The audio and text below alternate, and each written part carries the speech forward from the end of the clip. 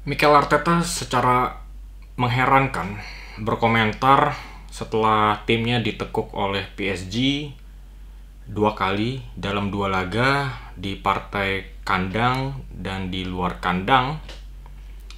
Dia berkata bahwa tim terbaik di turnamen telah gugur kemarin itu.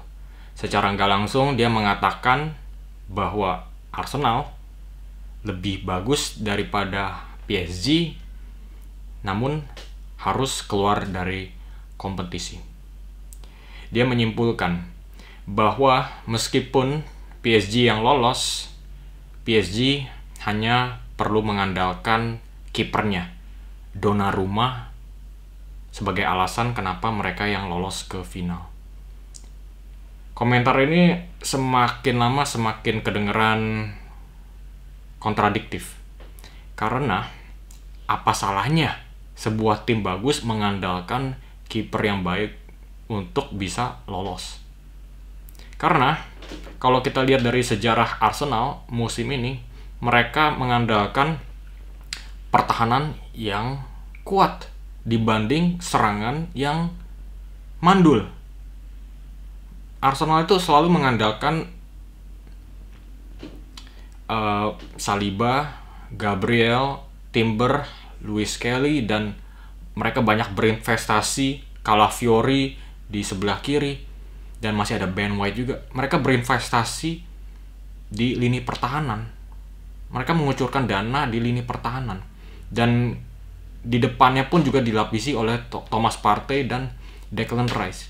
Dan sekarang Arteta mengatakan bahwa PSG seharusnya nggak pantas bangga ketika Donnarumma bisa menampilkan performa terbaiknya musim ini mungkin melawan Arsenal. Itulah sifat kontradiktifnya Arteta yang mungkin kemarin itu memang terbawa emosi karena ditekuk oleh PSG. Tapi ketika terbawa emosi, kadang logika itu sudah kurang berfungsi. Dan memang betul, Arsenal itu menciptakan expected goals yang lebih tinggi daripada PSG di laga di Parc des Princes kemarin itu. Arsenal menciptakan 2,91 XG, sedangkan PSG 1,7. Tapi memang kenapa kalau XG yang diciptakan itu lebih tinggi, tapi hasilnya, skornya itu masih lebih unggul PSG 2-1, karena PSG lebih matang di depan daripada Arsenal. Seakan-akan Arteta tuh mengatakan bahwa Arsenal permainannya lebih bagus, timnya juga lebih bagus dari PSG. Tapi kalau dilihat dari permainannya, Arsenal itu menggunakan haram ball atau sepak bola yang haram sebetulnya. Sepanjang 5 musim terakhir ini, Arsenal itu sudah mengucurkan kira-kira 500 juta pounds untuk membeli pemain. Dengan investasi sebesar ini, seharusnya permainannya itu jauh lebih cantik daripada yang kita saksikan kemarin itu. Tapi yang kemarin kita dapatkan adalah sepak bola haram, yaitu bagaimana Arsenal selalu mencoba untuk mengambil keuntungan dari semua set piecesnya, bahkan dari bola throw-innya. Thomas Partey dibeli mahal-mahal dan akhirnya digunakan sebagai apa? Sebagai Rory Delap zaman Stoke City 15 tahun yang lalu. Sungguh memalukan ketika sistem itu digunakan melawan PSG di panggung sebesar Champions League kemarin itu. Itu nggak layak ditampilkan oleh tim yang sudah mengucurkan dana sebesar yang dikucurkan oleh Arsenal sampai ini. Dan Arteta masih berani-beraninya mengatakan Arsenal lebih baik daripada PSG. Mungkin iya, balik lagi, XG-nya benar, Arsenal menciptakan lebih tinggi daripada PSG. Tapi so what? kalau PSG XG-nya lebih tinggi. Pertanyaan sepak bola adalah siapa yang bisa menang, siapa yang lebih bisa mencetak gol lebih banyak daripada lawannya. Dan kemarin jawabannya adalah PSG. Karena PSG diisikan Kvaratskhelia, ada Desiree Doué, Bradley Barcola, Ousmane Dembele pun baru dimasukkan di babak kedua. Sedangkan yang dimiliki oleh Arsenal, Martinelli dan Saka. Dan siapa strikernya? Mikel Merino, false nine yang sebetulnya dipaksa bermain di posisi yang nggak alamiah buat dirinya. Arsenal itu nggak memiliki striker. Kenapa setelah dana yang dikucurkan 500 juta, mereka masih bisa gagal membeli satu striker murni? Bahkan sudah menjual Eddie Nketiah. Kemarin kalau ada Eddie Nketiah dengan ilmu poachernya, itu pasti lebih bagus daripada Mikel Merino. Jauh lebih berguna, saya yakin. Kenapa? Mereka masih terus-terusan berinvestasi di lini pertahanan yang mereka sebetulnya sudah penuh.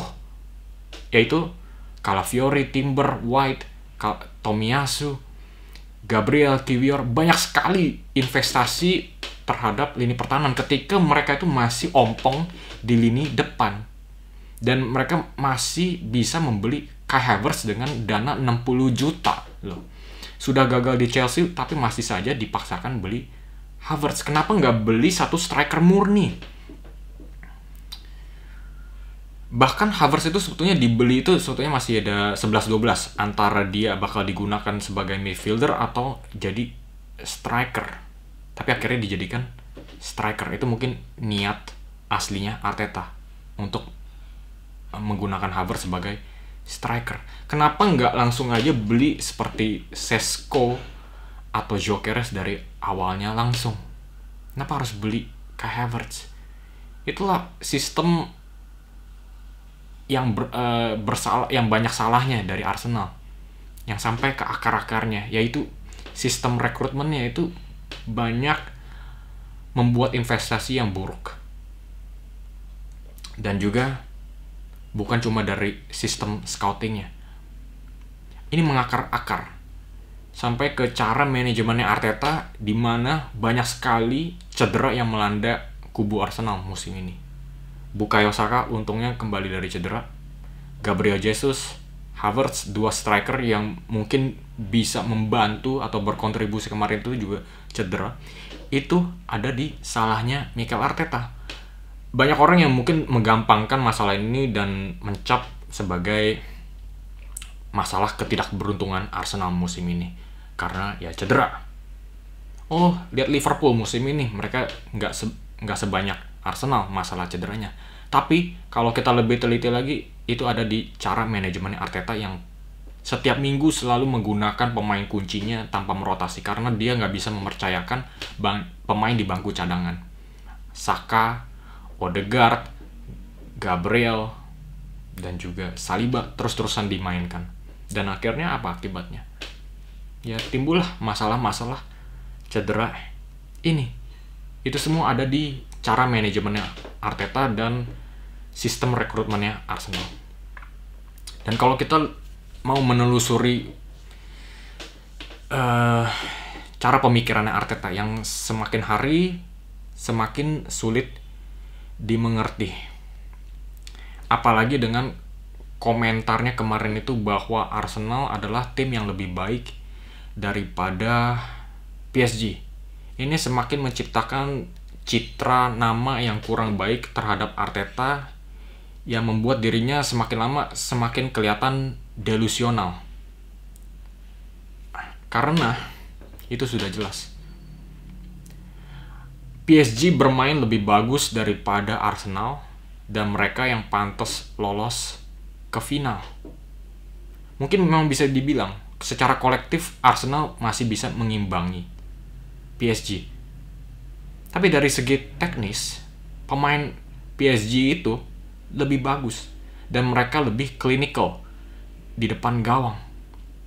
Dan bagaimana kita nggak berpikir Arteta itu delusional ketika Arsenal berani menggunakan taktik harambol ala Jose Mourinho dari corner kick, dari throw-in.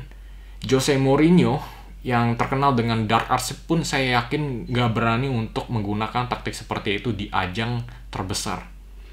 Bisa dipikir, memang Arsenal itu, Arteta itu selalu mencoba untuk mencari berbagai macam keuntungan dari berbagai macam situasi. Itu gak ada salahnya. Tapi momen yang paling membuat PSG paling nervous kemarin itu semuanya tuh dari set piece. Dan mungkin ya dalam 10-15 menit pertama ketika Arsenal mengambil semua momentum, ya mungkin itu saja momen-momen yang membuat PSG nervous. Tapi selain itu bisa kelihatan PSG kelihatan aman, kelihatan tidak terancam, dan mereka mengontrol temponya. Dan menurut saya kemarin itu mereka masih bisa menaikkan gigi kalau diperlukan. Tapi nggak diperlukan karena Arsenal tidak begitu mengancam. Bahkan golnya Bukayo Saka itu ada kesalahan di Marquinhos yang ditekan oleh Trossard. Marquinhos terlalu lemah dan Arsenal berhasil mencolong 1 gol. Kalau gol itu tidak terjadi, skor agregat bisa menjadi 3-0 buat PSG. Jadi dengan sepak bola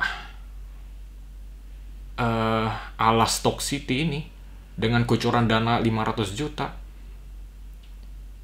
Arteta masih berani mengatakan Arsenal lebih baik dari PSG.